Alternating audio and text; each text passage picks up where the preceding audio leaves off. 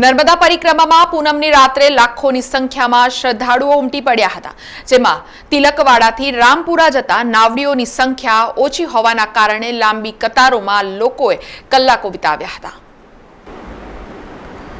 નર્મદા પરિક્રમામાં પૂનમની રાત્રે લાખોની સંખ્યામાં શ્રદ્ધાળુઓ ઉમટી પડ્યા હતા, જેમાં તંત્રની ગંભીર બેદરકારી અને મોટી પોલ ખુલ્લી પડી હતી.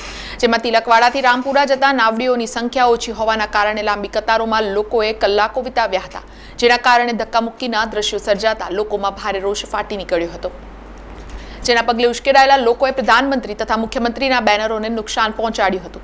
અધિકારીઓની હાજરીમાં જ નાવિકો ક્ષમતા કરતાં વધુ લોકોને નાવડીમાં બેઠા હતા અને લાઈફ જેકેટ પણ લોકોને પહેરાવ્યા ન હતા. આમ લોકોની કોઈ પણ જાતની સુરક્ષા વગર જ તંત્રનો ગેરવહીવટ નજરે ચડ્યો હતો.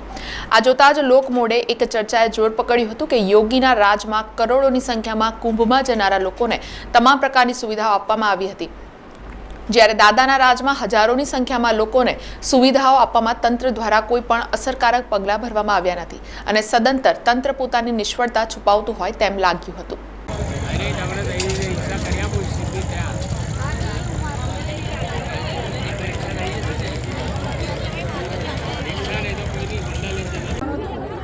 નીકળી ગયેલો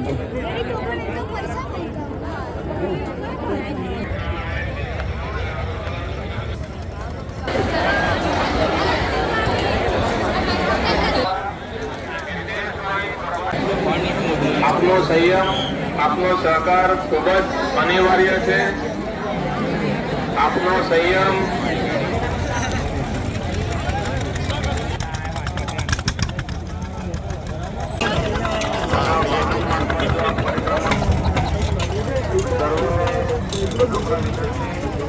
આપ નર્મદા મૈયાના સાનિધ્યમાં છો.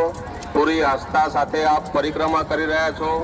સમાચારોના સતત અપડેટ માટે TNN ન્યૂઝને YouTube પર સબસ્ક્રાઇબ કરી બેલ આઇકોન પ્રેસ કરો અને અમારી સાથે જોડાયેલા રહો Facebook, Instagram અને Twitter ઉપર.